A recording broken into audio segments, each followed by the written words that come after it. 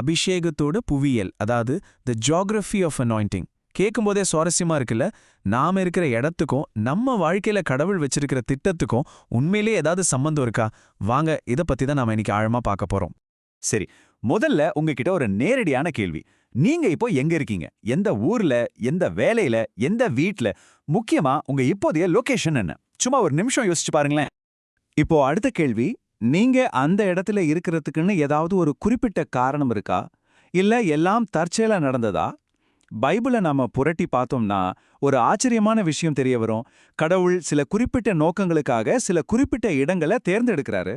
ஒருவேளை நீங்க இப்போ இருக்கிற இடம் கூட தற்செயலானதா இல்லாம இருக்கலாம். இப்போ நாம சில ஆதாரங்களை ஒன்னொன்னா ஆராய போறோம். இத வெறும் கதைகளா பார்க்காம, கடவுள் எப்படி புவியியல, அதாவது ஒரு இடத்த அவரோட பெரிய திட்டங்களுக்கு ஒரு கருவியா பயன்படுத்துறாருங்கிறதுக்கான சில கேஸ் ஃபைல்ஸ் மாதிரி பார்ப்போம். முதல் கேஸை ஓபன் பண்ணலாமா? நம்மளோட முதல் வழக்கு நம்ம எல்லாருக்குமே நல்லா தெரிஞ்ச ஒரு கதை தான். சாமுவேல் தீர்க்கதரிசி இஸ்ரவேலோட அடுத்த ராஜாவை அபிஷேகம் பண்ண அனுப்பப்படுறாரு. ஆனா கடவுள் அவருக்கு என்ன கட்டளை கொடுத்தாருன்னு தெரியுமா? இந்த கட்டளையில இருக்கிற அந்த துல்லியத்தை கவனிங்க. கடவுள் போய் தகுதியான ஒரு ஆளை தேடு அப்படின்னு பொதுவா சொல்லல. அதுக்கு பதிலா பெத்லெஹேமுக்கு போ அப்படின்னு ஒரு குறிப்பிட்ட இடத்த சுட்டி காட்டுறாரு. இதுல இருந்து என்ன தெரியுது? இடம் ரொம்ப ரொம்ப முக்கியம். அப்போ இதிலிருந்து நாம எடுத்துக்க வேண்டிய பாயிண்ட் இதுதான். கட்டளை சாம்வேலுக்கு, இடம் பெத்லெஹேம், அபிஷேகம் செஞ்சது தாவீது. இந்த கட்டமைப்பை நல்லா ஞாபகம் வச்சுக்கோங்க. ஏன்னா இதுதான் நாம அடுத்து பார்க்க போற மற்ற கேஸ்களுக்கும் ஒரு அடித்தளமா இருக்க போகுது. சரி, இப்போ நாம அடுத்த கேஸ்க்கு போலாம். இது இன்னும் சுவாரஸ்யமானது. ஏன்னா இதுல ஒரு வெளிநாட்டு தலைவரை ஒரு வெளிநாட்டு தலைநகரத்தில் அபிஷேகம் செய்ய சொல்ற ஒரு கட்டளையை பார்க்க போறோம். மறுபடியும் பாருங்க, எவ்வளவு துல்லியமான கட்டளை. தமஸ்குவின் வனாண்டரத்திற்கு போ. அது ஒன்னு சாதாரண இடம் கிடையாது.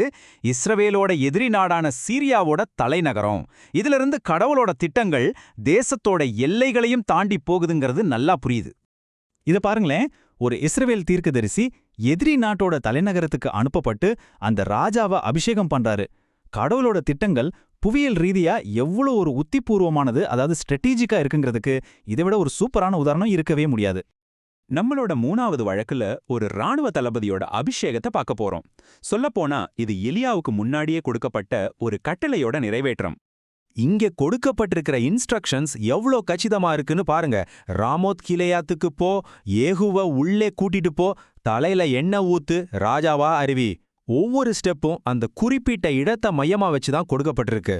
ராமோத் கீலேயாத் அப்படிங்கிறது ஒரு சாதாரண ஊர் கிடையாது. அது ஒரு முக்கியமான ராணுவ கோட்டை. ஒரு ராணுவ புரட்சியை ஆரம்பிக்கிறதுக்கு இதை விட ஒரு சரியான இடம் இருக்க முடியுமா? மறுபடியும் கடவுளோட புவியியல் தேர்வு எவ்வளோ உத்திபூர்வமானதுன்னு புரியுது.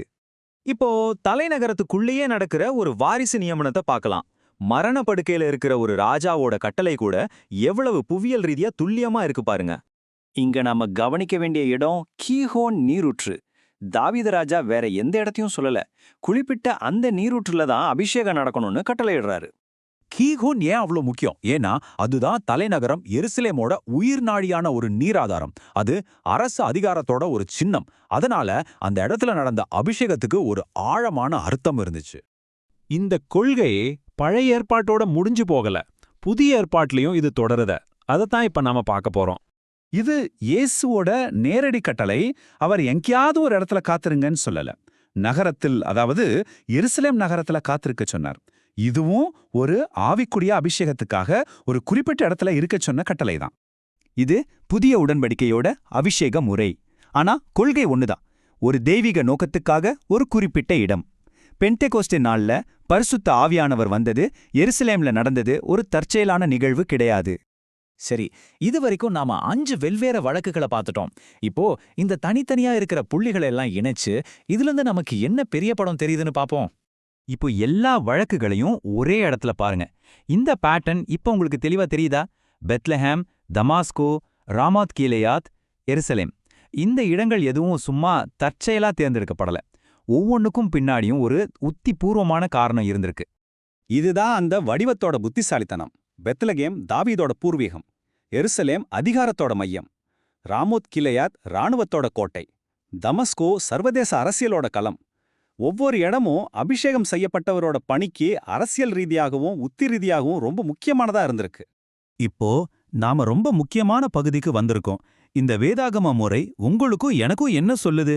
நாம ஆரம்பிச்ச அதே கேள்விக்கு திரும்ப வருவோம். நாம செஞ்ச இந்த முழு பகுப்பாய்வோட முக்கியமான கருத்து இதுதான். இது ஒரு தெளிவான மறுக்க முடியாத உண்மை. கடவுள் தலைமைத்துவ நியமனங்களை குறிப்பிட்ட இடங்களோட இணைக்கிறாரு. அவர் எங்கே, எப்போ, யார பயன்படுத்தணுங்கிறதுல மிக துல்லியமா இருக்காரு. அப்போ உங்களுக்கான இறுதி செய்தி இதுதான். நீங்க இப்போ இருக்கிற இடம் ஒரு ஆக்சிடென்ட் மட்டும் நினைச்சிராதீங்க. ஒருவேளை ஒரு குறிப்பிட்ட வேலையை முடிக்கிறதுக்காகவே கடவுள் உங்களை அந்த இடத்துல வச்சிருக்கலாம். ஆமா, கடவுள் தான் என்னை இங்க வச்சிருக்காருன்னு உங்களுக்கு நம்பிக்கை இருந்தா தொடர்ந்து அங்கேயே இருங்க. ஏன் தெரியுமா? உங்க அபிஷேகம் உங்க நோக்கத்தோட மட்டும் சம்பந்தப்பட்டது இல்ல, நீங்க இருக்கிற இடத்தோடையும் சம்பந்தப்பட்டது.